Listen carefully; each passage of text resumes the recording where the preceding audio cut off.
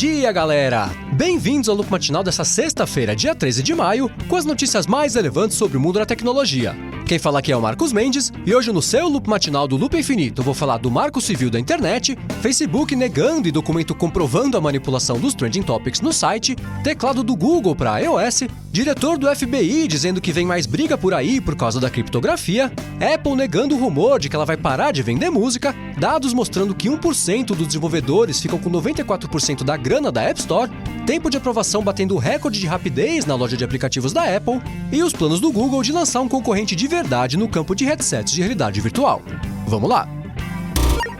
Eu começo o episódio de hoje falando sobre o Google, que de acordo com o jornalista Peter Rojas, deve anunciar na semana que vem, durante a Google I.O., o Android VR, que deve ser a aposta do Google no mercado de headsets independentes de realidade virtual. Esse é um assunto que já vem rolando há algum tempo. Há alguns meses, o Wall Street Journal publicou uma matéria dizendo que o Google vinha trabalhando num headset de VR que tinha uma tela integrada, ou seja, que não ia depender do celular do usuário para funcionar. E agora, com a proximidade do Google I.O., mais informações a respeito desse projeto vem surgindo. No começo da semana, o site 9to5 Google disse que eles tinham visto umas citações ao tal Android VR numa versão de testes do Unreal Engine, que é um ambiente de desenvolvimento 3D. E agora o Peter Rojas disse que o dispositivo deve mesmo ser anunciado durante a Google I.O., que está marcado para acontecer a partir de quarta-feira, dia 18, lá em Mountain View, na Califórnia. Agora o assunto é a App Store, que de acordo com vários desenvolvedores e pessoas ligadas ao mercado, tem diminuído bastante o tempo de espera do processo de aprovação de novos aplicativos e também de atualizações, o que tem sido uma excelente notícia para os desenvolvedores. Esse processo de aprovação da Apple sempre foi uma coisa meio problemática, a Apple sempre teve uma fama de demorar muito para aprovar os aplicativos, mas parece que em especial nas últimas semanas, a empresa tem conseguido acelerar bastante esse processo de aprovação, que caiu de um pouco mais de uma semana para só 1 ou 2 dias. Com isso, os desenvolvedores têm conseguido publicar novos aplicativos e também atualizações importantes de um jeito muito mais rápido, o que é uma boa notícia para todo mundo, já que os desenvolvedores conseguem trabalhar mais rapidamente, os usuários conseguem usar os aplicativos de forma cada vez mais eficiente e o ecossistema como um todo fica ainda mais atraente. Se você quiser ler uma matéria que saiu sobre isso lá no site da Bloomberg, que explica qual que é a relevância desse processo mais acelerado de aprovação, qual que é o impacto financeiro disso para o mercado como um todo, tem um link para ela aqui na descrição do episódio. Ainda sobre a App Store, foi publicado um estudo feito por uma empresa chamada Sensor Tower, que concluiu que no primeiro trimestre de 2016, só 1% das empresas ficou com 94% dos lucros vindos lá da App Store americana. Para fazer esse estudo, eles analisaram 62.300 aplicativos que são pagos ou que apresentam compras internas e concluíram que uma lista de só 623 aplicativos, que incluem apps de empresas tipo a HBO, Supercell, que faz o Clash of Clans, e o Spotify, ficaram com 94% dos rendimentos lá da App Store, deixando os 6% restantes para os mais de 61.600 aplicativos que compunham a lista. Ainda de acordo com esse estudo, que se você quiser ler tá aqui na descrição do episódio, as categorias que mais deram dinheiro no primeiro trimestre foram as de jogos, entretenimento e música, enquanto as ferramentas de descoberta da App Store ajudaram bastante a aumentar os downloads de apps menos conhecidos. Agora eu vou falar sobre um rumor que apareceu no finalzinho da quarta-feira e que era tão cretino e ao mesmo tempo tão perigoso que obrigou a Apple a ter que desmentir publicamente a informação para evitar maiores problemas. O que aconteceu foi o seguinte: no final da quarta-feira, um site chamado Digital Music News publicou uma matéria dizendo que, de acordo com as fontes deles, a Apple estava planejando parar de vender músicas pelo iTunes porque esse era um mercado insustentável no longo prazo. Eles disseram que, como o número de vendas de música vem caindo nos últimos tempos por causa do streaming, não existia motivo para a loja de músicas da Apple continuar existindo e a empresa já estava planejando a saída desse mercado, que ia começar dentro de aproximadamente 2 anos. Para variar, essa notícia começou a ser republicada em diversos sites de tecnologia, o rumor foi ganhando corpo e provavelmente ligou alerta vermelho em todas as gravadoras do mundo que foram pegas de surpresa com o post e começaram a entrar em contato com a Apple para perguntar se eles tinham ficado loucos. Isso fez a Apple ligar lá pro Peter Kafka do site Recode e dizer que nada daquilo era verdade, eles não iam parar de vender música coisa nenhuma, o que faz completo sentido se você for parar para pensar que essa é uma empresa que ainda não desistiu de vender vários modelos de iPods até hoje.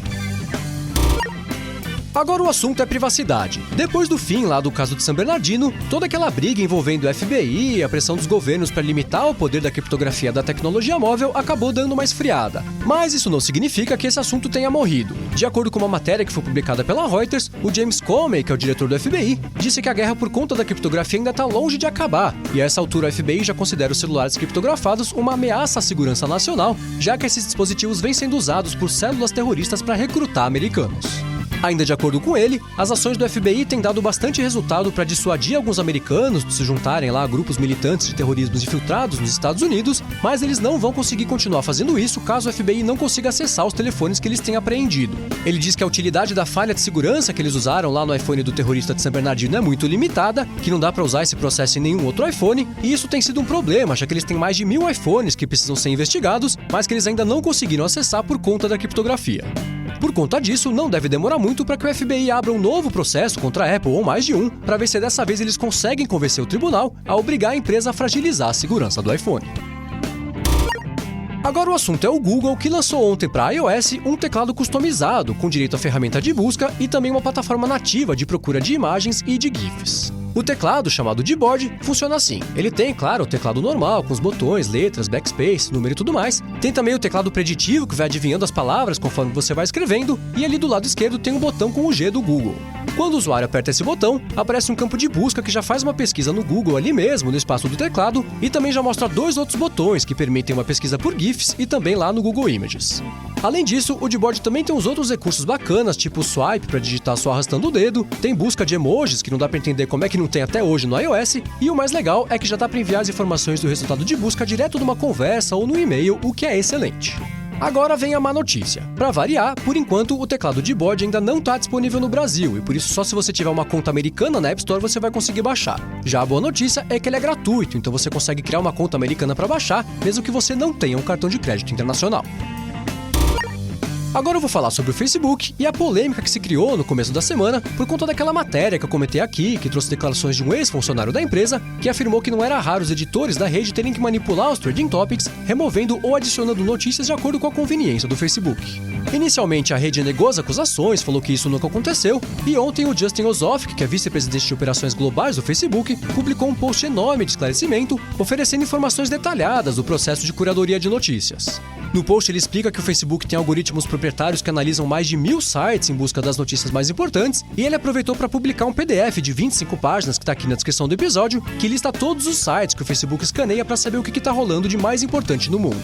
Agora vem o outro lado. Ontem também, ao longo do dia, o jornal The Guardian teve acesso a alguns documentos internos do Facebook que ensinam os editores a manipularem os trending topics e ainda dão instruções específicas de quando que isso deve ser feito. Uma coisa que eles comprovam é que de fato os editores só podiam escolher entre as notícias que o algoritmo selecionava, mas ainda assim, os editores podiam esconder ou promover notícias de acordo com os interesses deles, o que mesmo depois do filtro do algoritmo, mata totalmente o propósito de uma ferramenta de trending topics, né?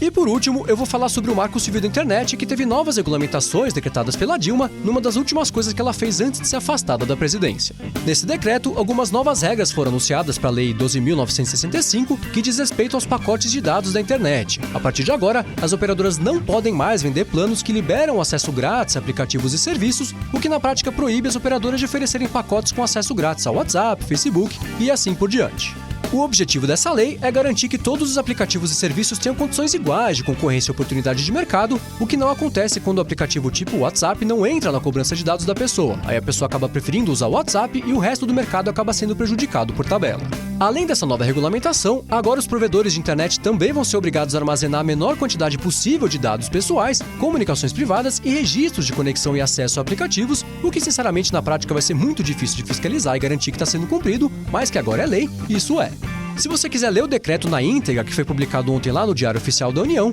tem um link para ele aqui na descrição do episódio. É isso aí, galera. O Loop Matinal do Loop Infinito vai ficando por aqui. Os links das notícias de hoje vocês encontram aqui na descrição do episódio e também lá no youtube.com/loopmatinal e no soundcloud.com/loopmatinal. Se você quiser falar comigo no Twitter, procura por MVC Mendes que eu tô sempre por lá. Obrigado a todos pela audiência, não deixe de se inscrever lá no canal do Loop Infinito no YouTube, bom fim de semana e eu volto na segunda de manhã. Falou!